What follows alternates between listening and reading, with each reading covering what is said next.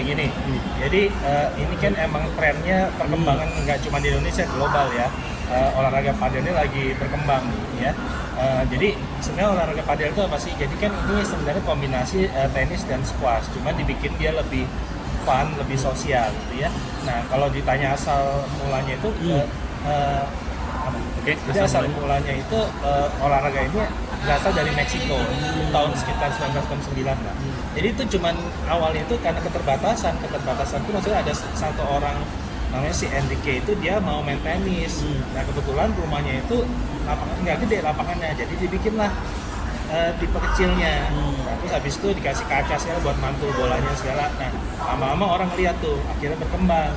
Nah itu berkembangnya di Argentina, di Spanyol, karena kan orang-orang sana tuh mereka cuacanya mendukung, kedua mereka demen olahraga beramai-ramai tuh. Nah sekarang terus habis itu berkembanglah di mana-mana termasuk di Indonesia. Nah kalau ditanya positifnya banyak karena selain kesehatan juga ini combo nih, kesehatan juga, sosialnya juga. Kenapa dia cepat berkembang? Karena setahu saya dia relatif mudah dipelajari. Kedua dibikinnya lebih fun gitu loh. Terus ketiga lebih banyak orang yang ikut, jadi sosial rame gitu orang. Nah malah sekarang kan dia identiknya dengan networking ya, terus komunitas elit, terus olahraga healthy lifestyle yang berkelas lah ceritanya gitu. Nah untuk kesehatan itu manfaatnya banyak, itu otomatis bisa menjaga, membantu kesehatan jantung dan stamina ya kan. Kedua bisa juga dia untuk yang mau kurus nih, dia bakar kalori, kemudian dia membantu memuruskan badan. Kenapa? Karena itu tergantung intensitasnya sebenarnya. Tapi sebenarnya kalau kita lihat hampir rata-rata kalau mainnya normal 1 jam itu kurang lebih kalori yang terbakar tuh 400 sampai 700 kalori. Jadi lumayan gitu ya. Terus kemudian juga membantu kerja otak jadi lebih baik dan fokus. Kenapa? Karena kan dia mesti refleksnya lebih cepat. Terus habis itu ada strateginya buat main. Terus habis itu dia juga perlu koordinasi antara mata dan tangan. Makanya itu bikin dia lebih fokus. Terus habis itu otot dan stamina, melatih otot dan fleksibilitas. Kenapa? Karena kan gerakannya dia ada yang lari ringan, kemudian ada bergeser ke samping, ada rotasi, itu otomatis pengaruh. Nah yang penting lagi adalah mood booster dan anti stres.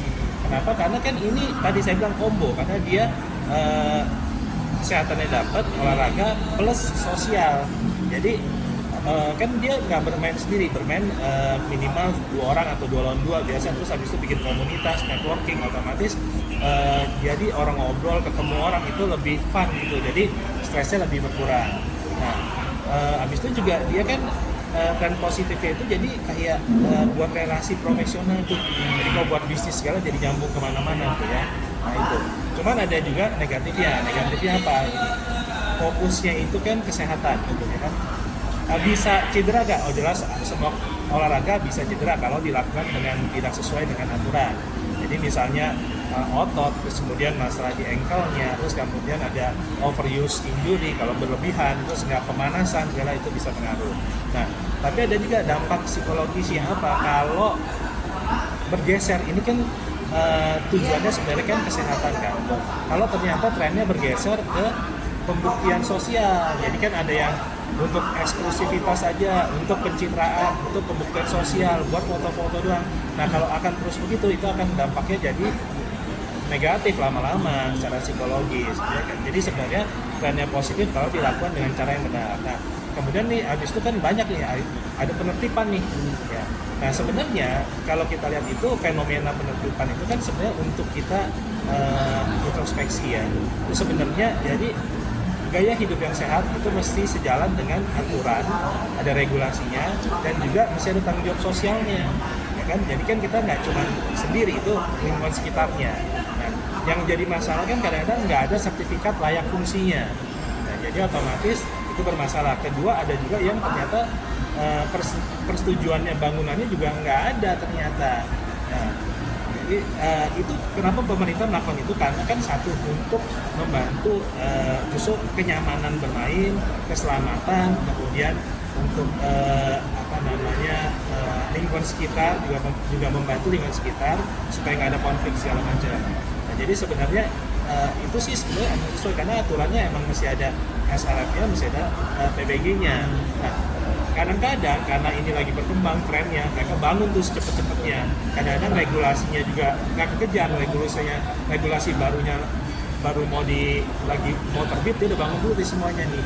Nah, makanya ditertibkan, dan itu sebenarnya wajar karena emang untuk satu kenyamanan, keselamatan, sama tanggung jawab sosial pada lingkungan. Nah, jadi kalau mau bikin pedal itu sah saja. Jadi ini bukan langkah pemerintah untuk membatasi kesehatan. Jadi bukan membatasi kesehatan ya, tapi supaya diatur supaya lebih jelas zonanya, tata kotanya atau tata letaknya itu lebih jelas. Terus kedua, jangan sampai mengganggu masyarakat sekitar karena kan banyak yang kadang-kadang jam bukanya itu sampai jam tengah malam, sampai jam 12, ada yang lebih. Kemudian belum ternyata nggak pakai peredam suara, jadi berisik teriak pantulan bola gitu kan. Jadi ada juga masyarakat yang komplain gitu loh. Nah, sedangkan kalau terus-terusan begitu ya otomatis mengganggu kualitas hidup mereka karena kan satu berisik, terus istirahatnya nggak bisa, kemudian stres, jadi stresnya bertambah. Jadi otomatis ya kita tadi olahraga ini bagus, kemudian yang penting trennya itu yang positif, sosial, relasi, sama kesehatan. Jangan sampai trennya berpindah ke yang negatif nih, yang kayak tadi pembuktian sosial doang, kayak cuma buat eksklusivitas doang atau cuma buat pencitraan gitu ya. Dan terus abis itu jangan lupa gaya hidup yang sehat harus sejalan dengan aturan dan tanggung jawab sosial juga. Jadi sehat dari fisiknya, sehat secara mental, juga sehat lingkungannya gitu. Sampai trennya bergeser nih, tren positif yang buat kesehatan, fokus kesehatan berpindah jadi tren yang negatif. Tren negatif itu tadi kan satu, eksklusivitas. Jadi ini kebetulan kan lagi tren, terus kemudian banyak tadi komunitas networknya itu untuk tadi saya bilang komunitas elit plus habis itu healthy lifestyle yang berkelas.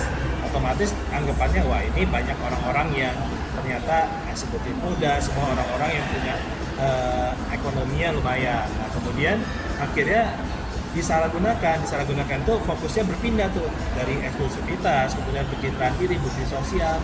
Nah di situ ada beberapa ya nggak semua, tapi kan ada beberapa yang menurut mereka disebutnya rame di sosmed tuh ani-ani padel gitu kan. Jadi mereka lihat di situ, kemudian mereka terjunlah ke sana. Nah jadi biasanya kan mereka akan bilang skill belakangan lah, yang penting gaya dulu gitu kan, foto dulu. Nah mereka di situ tujuannya niatnya tadi bukan fokusnya di kesehatan, tapi fokusnya itu udah beda tuh tadi, melenceng. Makanya saya bilang kalau terusan begitu dan dibiasakan itu nanti lama-lama trennya jadi bergeser, jadi negatif, dan itu otomatis jangka panjang ganggu secara psikologis dan mental gitu loh. Kan nanti akan yang tadinya sehat malah jadi itu. Nah itu dia, makanya mesti tadi bangunannya mesti jelas, peruntukannya jelas, kemudian ada sertifikat layaknya, emang jadi benar ini dipakai untuk olahraga gitu loh. Nah karena kalau enggak nanti akan geser kemana-mana itu gitu loh. Nah itu secara bijaksana kita harus menyikapi gitu ya. Jadi ya kalau bisa ya kalau emang trennya kesehatan ya kita niatnya sehat, kemudian sosialnya dapat, kemudian emang niatnya kalau mau buat relasi bisnis itu ya bonusnya gitu kan. Nah, kalau yang ada tambahan itunya yaitu kita mesti bijaksana melihat gitu. Nah, jadi kalau arahnya ke sana ya kan bisa, sebenarnya kan itu tergantung pribadi masing-masing ya. Kalau mereka mau menolak pun kan ya nggak masalah gitu kan, nggak dimanfaatin, nggak saling memanfaatkan, nggak tahu lah mereka sebutnya simbiosis mutualisme, saling menguntungkan sekali. Nah itu pendapat setiap orang beda-beda. Nah intinya yang hal-hal begitu kan trennya ke negatif. Makanya tadi saya bilang trennya positif kesehatan, jangan sampai jadi tren negatif FOMO plus tambahan tadi ada padel gitu loh. Nah, emang sih ya trennya jadi kesana ya sekarang ya. Kalau didiemin nih lama-lama trennya akan kesana. Jadi banyak sekarang di sosmed dan udah mulai banyak yang ngomongin sih ini. Jadi ya jangan sampai trennya kesana lah, kita geser lagi trennya ke yang positif gitu. Loh. Jadi sebenarnya kita lihat tuh tujuannya buat apa dulu. Olahraga. Kalau tujuan mau menguruskan atau mau kurus, sebenarnya ada yang sederhana, yaitu jalan. Nah, jalan aja bisa jalan, terus atau misalnya kita jalannya kita atur ritmenya, misalnya dari jalan cepat, jalan lambat, jalan cepat, jalan lambat. Nah itu lebih cepat dan lebih efektif untuk menguruskan badan. Nah, tapi ingat, olahraga itu nggak usah berlebihan juga, karena kalau misalnya berlebihan jadi bukan lemak lagi yang dibakar tapi kalori gitu loh. Nah, jadi banyak orang yang olahraga non-stop kok ternyata nggak kurus-kurus ya. Nah, olahraga itu emang membantu untuk mau bakar kalori, mau menguruskan badan, tapi tetap kan asupannya mesti diatur. Jadi kalau olahraganya banyak tapi asupannya juga bertambah banyak, sama-sama, jadi otomatis ya berat badannya akan lama turunnya gitu. Nah, jadi ada olahraga lain yang bisa menguruskan banyak gitu. Yang penting ini pikirannya, mindsetnya gini. Jadi kalau mau kurus, tapi kurus dengan cara yang sehat, ya dengan cara yang benar, itu kita bisa mengelola antara asupan apa yang kita makan dan aktivitas apa yang kita lakukan. Jadi semua aktivitas itu mengeluarkan kalori, semua yang kita masuk itu asupan tuh mendapatkan kalori. Nah, tinggal dilihat.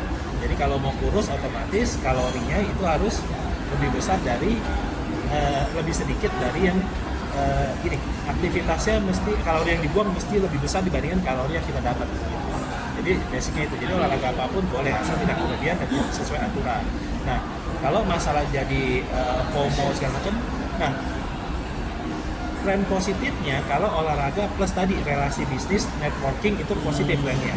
Tapi yang negatif kalau tadi olahraga tapi bukan bonus ya, olahraga plus niatnya itu jadi tadi mencari keuntungan dengan cara yang tidak benar. Tadi ya misalnya ada yang di padel, nah ya keset ke sana nih, ya kalau semuanya begitu itu.